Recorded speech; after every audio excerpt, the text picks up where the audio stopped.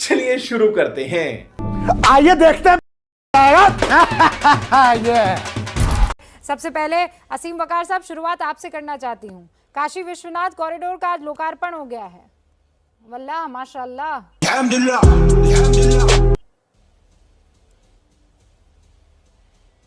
अबे जल्दी बोल, कल सुबह पनवेल निकल।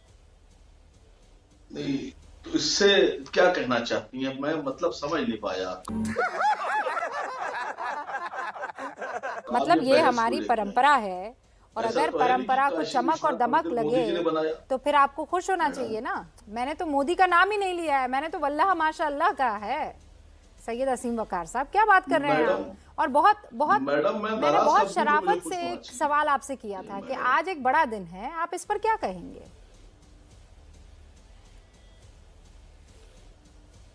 नहीं, मैं नाराज कब हूं? जो उसमें नाराजगी की कौन सी बात है?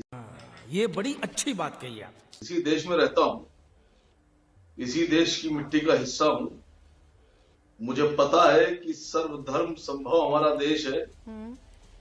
इस देश की जो खुशबू है उसमें हिंदू और मुसलमानों के धर्म के फूलों की खुशबू घुमा करती है, सरदारों की, ईसाइयों की, बौद्धों की, जैनों की।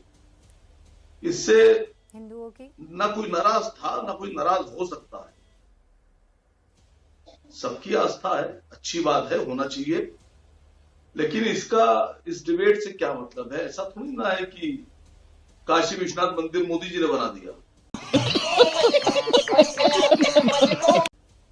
ये तो देश की प्राचीनता का हिस्सा है। ये देश में वो काम बताइए जो मोदी जी ने किए, मैं नहीं बताऊंगा। जो योगी जी ने किए, जो बीजेपी की सरकार आने के बाद जनता की भलाई के काम। अब निजेश जी, अब जैसे आप हैं, आपसे कहा जाए सिर्फ जय जयकार करिए। अरे बाप रे, ये तो धोती खोल रहा है। मुझे ये बताइए कि ये भलाई नहीं है। अगर आपसे कहा जाए सिर्फ असीम जय वकार जयकार साहब। कीजिए। अरे सुनिए मैडम, बीच में ना बोल। अरे सुन रही हूँ मैं, बस ये बताइए कि ये लोगों की सहूलत के लिए है कि नहीं है? इससे लोगों को सहूलत नहीं होगी? होगी कि नहीं होगी?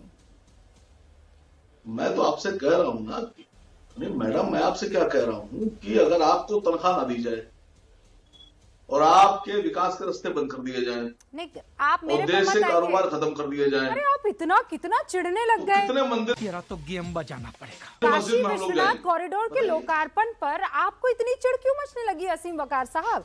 और सुनिए मेरी बात सुनिए, मैं यहाँ पर एंकरिंग करके और अपनी तनख्वाह लेती हूँ, ठीक है?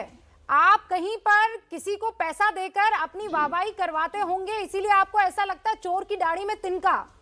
मैं तो एकदम डंके की चोट पे कहूंगी कि आज जो काम हुआ है वो शानदार काम हुआ है। आज जो काम हुआ है वो लाखों करोड़ों भक्तों की जिंदगी को बिल्कुल सलीके से उसे सहूलत देने का काम करेगा, जो वहां पर भक्ति करने जाएंगे।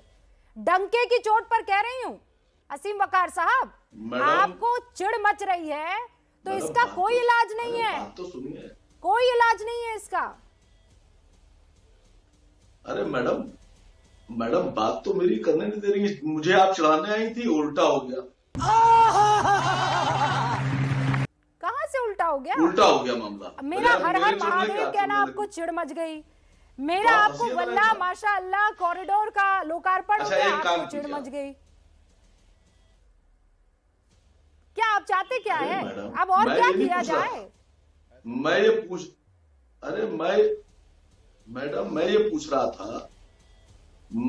रहा था कि अभी तक के माल्या साहब वापस नहीं आए, देश का पैसा ही लेके नहीं आए। सुनिए, पूछिए आप, अभी मतलब आज तक मैं पूछ रही हूँ, वापस नहीं आए। आज मैं पूछ रही हूँ और उसका जवाब दे दीजिए। आप खुश हैं कि नहीं हैं? आज की तस्वीरों को देखकर दिल जल रहा है असीम वकार का, जल रहा है, दुखी हो रहा है। मैं नाराज कब था?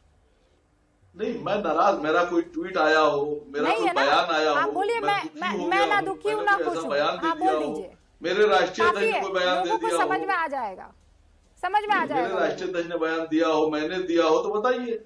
मैं तो आपसे ये पूछ रहा हूँ। बाकी सारी जगहों पर आपके बयानात आ जाते हैं। आज की तारीख में आप परंपरा को आगे बढ़ाता हुआ कोई मौका हो, वो कैसे आ जाएगा? आपके मुंह से कैसे निकल जाएगा? आपकी उठ तोड़ने फोड़ने वाली राजनीति फिर नहीं चल पाएगी ना वकार साहब। प्रोफेसर अवनीश कुछ कहना चाह रहे हैं आपको? बात तो सुनिए मैडम। सुन लिया ना सर, अब कितना सुनूं? काम की बात करेंगे तो सुनूंगी, अब और तो नहीं सुन सकती ना मैं। अवनीश जी, मैं आपके जाल में नहीं फंसने वाला।